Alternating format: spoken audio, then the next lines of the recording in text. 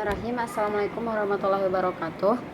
Saya di sini akan menjelaskan pendalaman bahasa Arab untuk kelas 6 MI untuk memenuhi tugas UTS pendalaman bahasa Arab dosen pengampu oleh Bapak TB Abdul Hamid.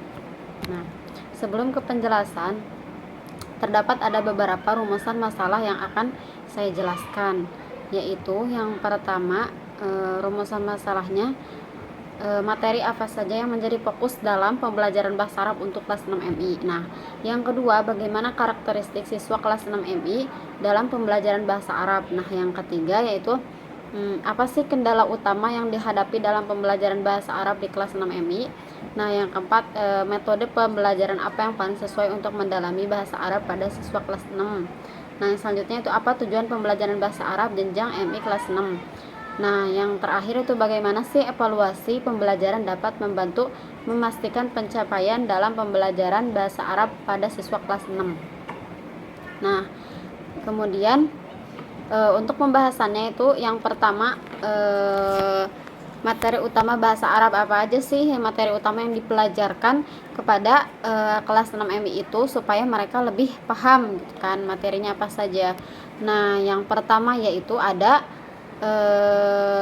kosakata atau mufradat. Jadi kita harus sering memberikan kosakata yang dimulai dari yang mudah hingga yang susah. Seperti apa yang mudah? Nah, dari nama-nama benda, kemudian nama-nama warna, nama-nama hewan, nama-nama tempat dan yang lain. Nah, kemudian yang kedua itu tata bahasa. Nah, tata bahasa ini yang dipakai yaitu nahwu dan sorob. Jadi nahwu dan sorob ini tuh sangat penting dalam pembelajaran bahasa Arab gitu.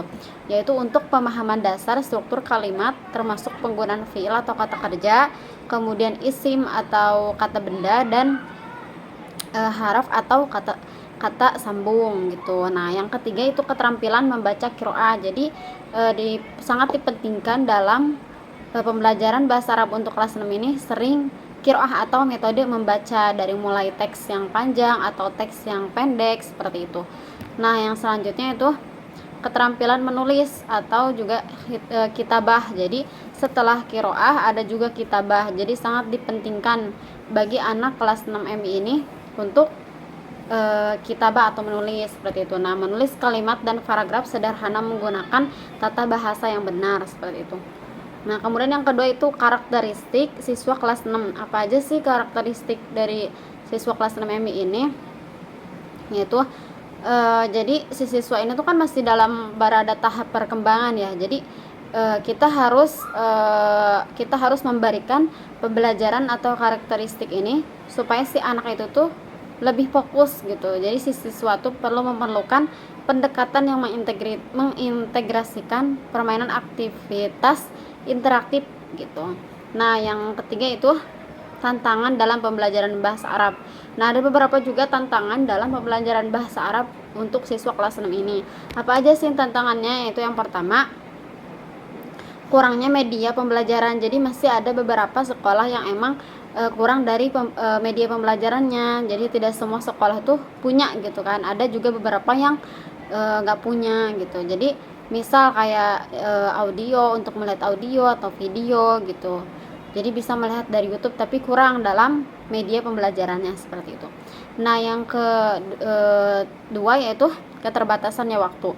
Jadi jadwal pembelajarannya itu terbatas. Jadi si guru tuh hanya cuma sekadar dikasih misal 10 menit atau 20 menit. Sedangkan pembelajaran bahasa Arab itu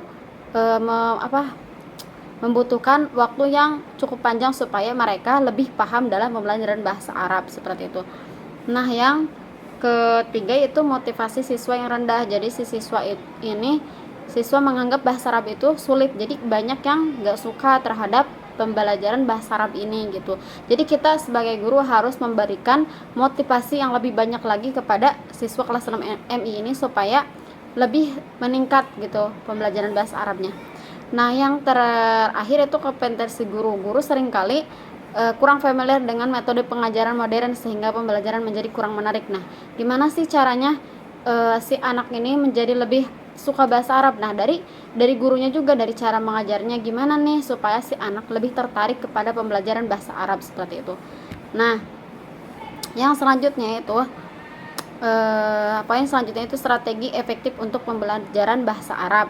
Nah, itu yang pertama itu pendekatan kontekstual atau mengaitkan materi bahasa Arab dengan kehidupan sehari-hari siswa.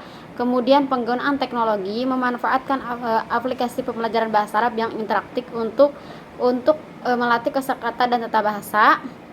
Kemudian pembelajaran berbasis proyek atau melibatkan siswa dalam proyek sederhana seperti itu, seperti membuat dialog atau cerita pendek dalam bahasa Arab. Nah, yang selanjutnya itu pembelajaran kolaboratif, mendorong kerja kelompok untuk meningkatkan interaksi dan diskusi antar siswa. Jadi lebih diperbanyak interaksi antar guru atau intinya diskusi antar siswa supaya lebih strateginya itu lebih efektif gitu dalam pembelajaran bahasa Arab ini, seperti itu ya. Nah, yang selanjutnya itu metode pembelajaran bahasa Arab apa aja sih metodenya? Nah, yang pertama yaitu metode gramatika dan terjemah atau nahwu tarjamah. Yang kedua, metode langsung atau thariqah mubasyirah. Yang ketiga, metode komunikatif atau menekankan penggunaan bahasa Arab dalam situasi nyata untuk membangun keterampilan komunikasi. Yang keempat itu metode audio visual menggunakan alat bantu seperti video, rekaman atau aplikasi untuk meningkatkan daya serap siswa. Nah, kemudian ada tujuan. Nah, kita buat apa belajar bahasa Arab? Nah, tujuannya itu untuk kelas 6M ini itu yang pertama yaitu supaya tercapainya suatu keberhasilan dalam keterampilan berbahasa Arab. Nah, yang pertama itu keterampilan apa aja sih? Mendengar dapat dicapai dengan latihan-latihan. Jadi keterampilannya lebih dalam mendengar gitu, supaya lebih bisa gitu. Nah, yang kedua itu keterampilan berbicara, supaya mereka lebih pede dalam berbicara dalam penggunaan bahasa Arab, mulai dari mufradat atau dari cerita-cerita bahasa Arab kayak gitu. Nah, yang selanjutnya itu keterampilan membaca mencakup dua hal, yaitu simbol-simbol tertulis dan memahami isinya. Nah, kemudian yang terakhir yaitu poin terakhir itu evaluasi dalam pembelajaran bahasa Arab. Nah, evaluasi ini dilakukan untuk mengukur pemahaman siswa terhadap materi yang telah diajarkan. Jadi di setiap sekolah, di setiap pembelajaran itu pasti ada evaluasi supaya si anak lebih tahu apa kekurangannya dan apa yang harus ditingkatkan dalam pembelajaran bahasa Arab ini. Nah, apa aja sih dalam metode evaluasi yang dapat digunakan? Yaitu meliputi yang pertama tes tertulis. Tes tertulis ini yaitu supaya mengukur pemahaman tata bahasa dan kosakata. Nah, yang kedua itu tes lisan. Untuk apa sih tes lisan ini? Yaitu menguji kemampuan berbicara dan pengucapan siswa. Nah, yang ketiga itu proyek kelompok, menilai keterampilan siswa dalam bekerja sama dengan menyelesaikan tugas yang diberikan. Jadi harus ada evaluasi di setiap pembelajaran supaya si anak lebih berkembang dan lebih tahu kekurangan dan kelebihannya dalam setiap pembelajaran, seperti itu.